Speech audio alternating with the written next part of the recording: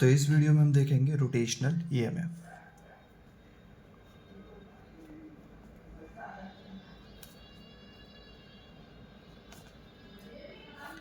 तो rotational EMF कैसे निकलेगा वो समझते हैं थोड़ा सा।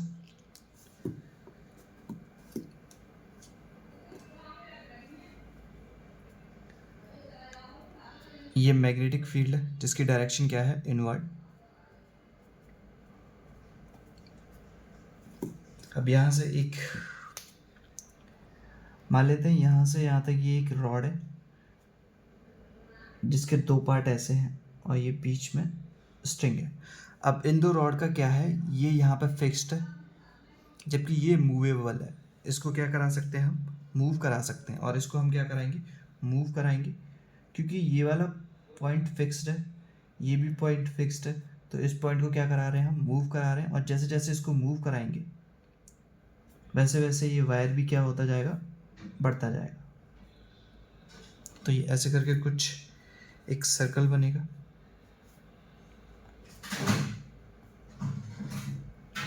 तो हमें इस सर्कल में कितना ईएमएफ जनरेट होगा वो निकालना है। तो यहाँ पे इनिशियल एरिया कितना है, ये अगर हम बढ़ाएंगे तो एरिया भी क्या होता जाएगा, बढ़ने लगेगा। एरिया बढ़ेगा तो यहाँ पे कुछ ना कुछ ईएमएफ भी आ जाएगा।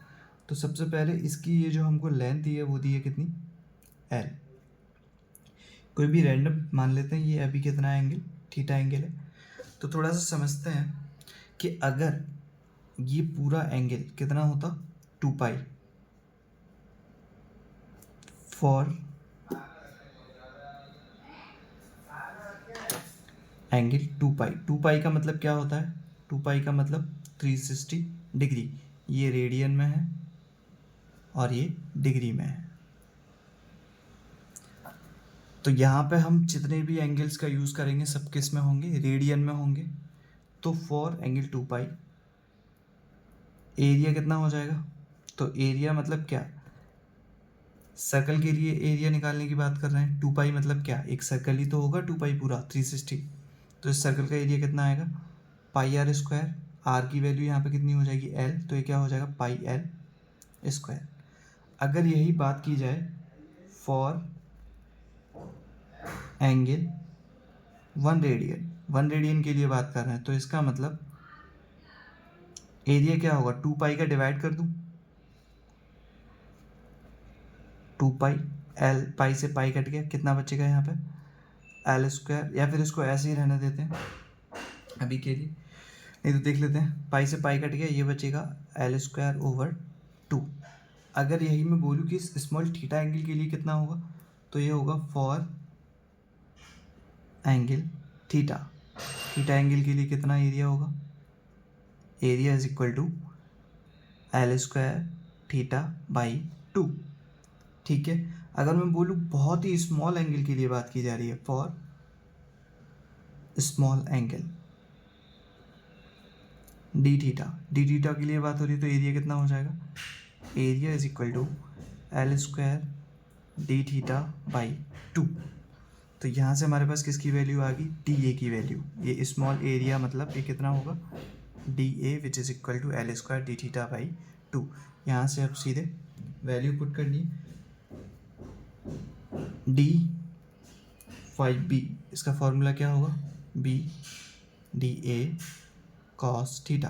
अब ये थीटा क्या है, थीटा हमारा होगा एंगल बिटवीन, यहाँ पे देखो इससे कंफ्यूज मत होना, ये थीटा और ये थीटा दोनों अलग है।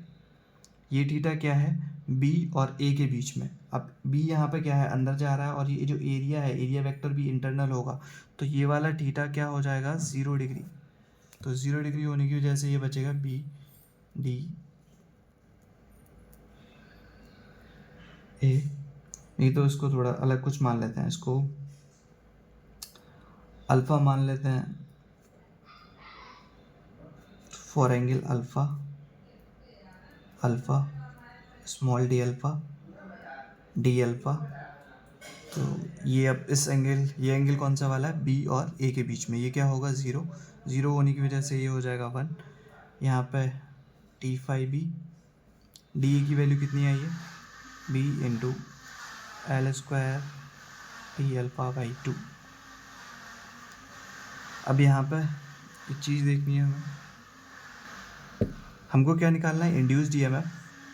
तो इंड्यूस्ड ईएमएफ का फॉर्मूला क्या होता है, E is equal to minus d phi B over d t. तो माइनस डी फाइव बी की वैल्यू कितनी है, B L square d alpha over two d theta. अगर d alpha over d theta करते हैं तो ये कितना हो जाएगा, E is equal to minus B L square by two d alpha over d theta. तो यहाँ पे ये क्या है, अल्फ़ा एंगल चेंज हो रहा है विद रिस्पेक्ट टू टाइम, जिसका मतलब होता है क्या, ओमेगा, एंगुलर वेलोसिटी जिसे बोला जाता है। तो ई की वैल्यू यहाँ से निकल आएगी, E is equal to minus B L square omega, W नहीं है, ओमेगा है, ओमेगा बाई टू। ओमेगा जो कि क्या होता है, इक्वल टू किसके, D alpha over d T. D alpha over d T को क्या बोलते हैं, चेंज इन